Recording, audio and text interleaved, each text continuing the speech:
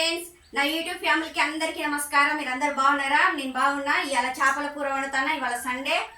ఏ విధంగా చేపల పులుసు పెట్టాలి, ఎలా పెట్టాలి ఇగో తయారు చేస్తానా మీకు చూపిస్తా మేడం. చూడండి ఫ్రెండ్స్, అందరు చూడండి.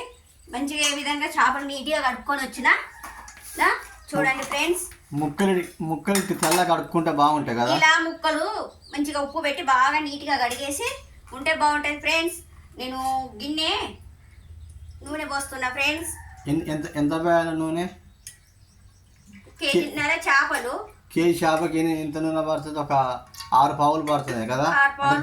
అంటే ముక్క గోలాలి అనుకుంటా కదా మేడం. ముక్క బాగా మంచిగా నూనెలో గోలాలి కదా, అందుకే నూనె మంచిగా పోసుకుంటా. ఓకే ఫ్రెండ్స్, చూడండి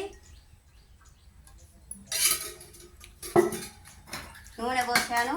అట్లా పోసుకుంటే బాగుంటుందా? నూనె చాలా పోసుకుంటే బాగుంటుంది. చూడండి ఫ్రెండ్స్, కారం వేస్తున్నాను.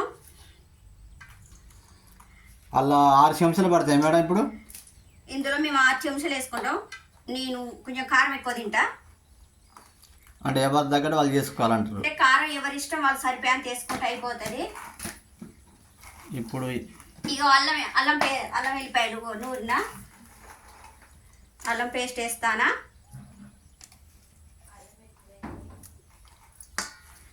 అల్లం కూడా ఎక్కువ వేసుకుంటే నీసు వాసన రాదు ఫ్రెండ్స్. ఇగో పసుపు, ఇలా పసుపు వేసుకోవాలి.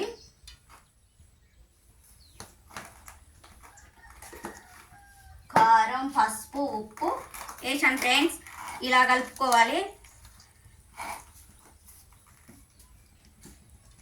ఉప్పు వేసిన మేడం.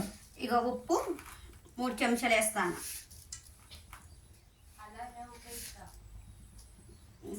సరిపోయేంత వేసుకోవచ్చు ఫ్రెండ్స్. ఇలా చూడండి ఫ్రెండ్స్, నూనె వేడైంది. ముక్కలు వేస్తున్నా ఫ్రెండ్స్.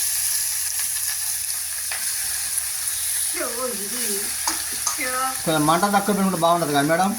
ముక్కలు వేసేటప్పుడు మంట తక్కువనే పెట్టుకోవాలి. అంటే మారితే ఏమవుతుంది మేడం? బాగుండదు. అవునవును, మీరు మస్తు వండుతారు మేడం నార్మల్గా. ఎందుకంటే బాగున్నది. చూడండి మంచిగా కొద్దిసేపు ఒక 5 నిమిషాల సేపు ఇలాగా ఉడకాలి. నూనెలో కొంచెం బాగుంటుంది. చూడండి ఫ్రెండ్స్, ముక్కలు మొత్తం గోలినాయి ఫ్రెండ్స్. చింతపండు పోస్తానా. ఈ గిన్నె చింతపండు పోస్తానా కేజీన్నర చేపలకు.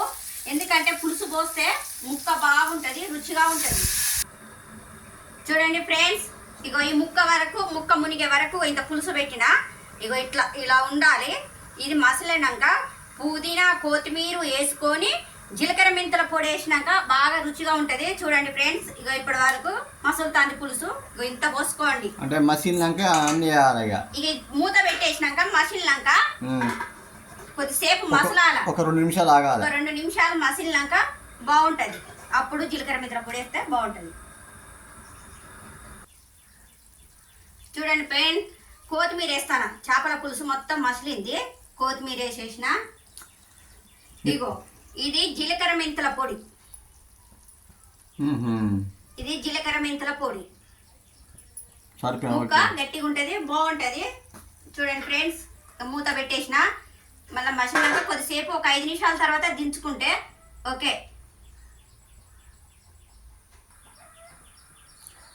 హాయ్ ఫ్రెండ్స్, చేపల పులుసు అయిపోయింది. ఇగో దించిన, బాగుంది.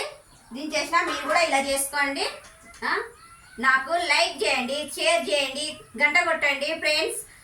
మంచిగా చేయండి, మంచిగా లైక్లు చేయండి ఫ్రెండ్స్. బాగా చేయండి ప్లీజ్, నాకు లైక్ చేయండి. Okay friends, bye. మళ్ళీ ఇంకో వంటతో మళ్ళీ వస్తా. Bye friends.